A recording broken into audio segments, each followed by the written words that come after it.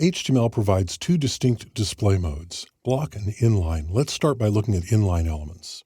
I make a working copy of inline.html and rename the copy to inline-working.html. I'm going to open that in my text editor. You can see it's just a paragraph of lorem ipsum, and in the middle of that is an image tag that will display a small picture of a rock, inline. And so this is called inline mode. And I'm going to go ahead and reduce the width of this, and I'm going to turn on wrapping there. And we'll open it also in the browser using Firefox. So we can see both of these side by side. And there you can see in the browser, there's the image in line with the paragraph. So it flows with the paragraph. You see it's a little taller than the characters in the paragraph, and so it makes some space for itself.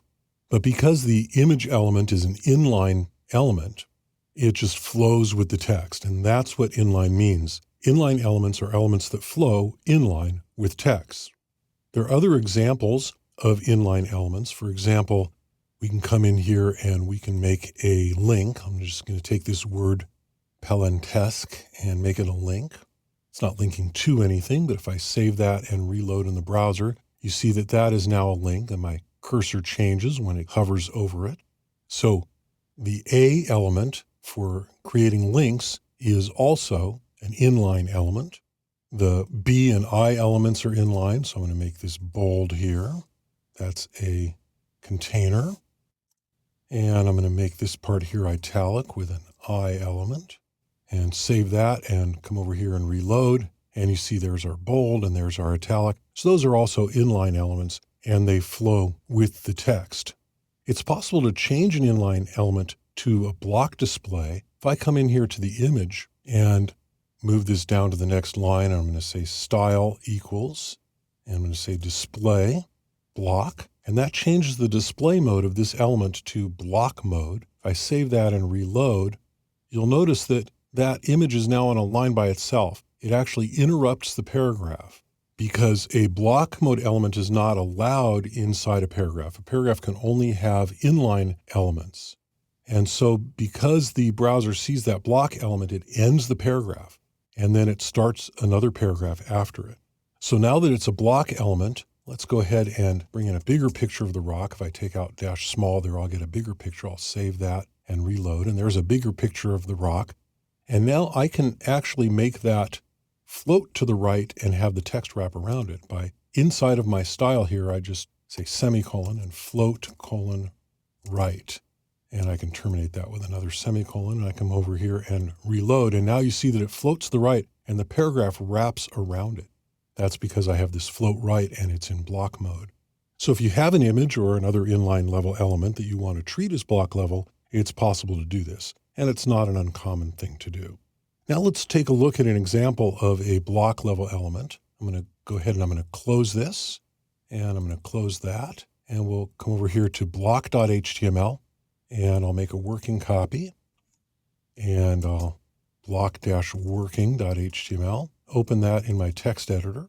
We can see that here we have, instead of paragraphs, we have divs. And there's one div, an outer div here. And if I collapse that, you'll see that that goes all the way down to the body. So it ends here. In the middle of that div is another div. And this is why I'm not using a paragraph here, because a div is allowed to have other divs and other block level elements inside of it. A paragraph's not allowed to do that.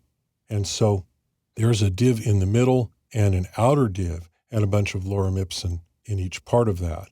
And so we'll go ahead and we'll shrink this and turn on soft wrap. I'm going to go ahead and open that in my browser. And you can see I've highlighted this middle div in yellow, and you can see that it says div style background :yellow. And that makes it highlight it like this in yellow. So div is a block level element, and this is an unusual usage of div. Normally we would use paragraphs for this, but because we're just demonstrating block level elements, it's just a convenient way to do that.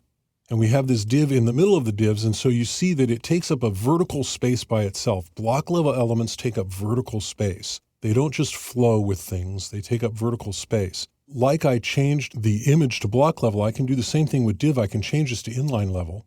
Within the style sheet, I can say semicolon, display, colon, inline, semicolon, and save that. And when I reload, you see now it's flowing with the text.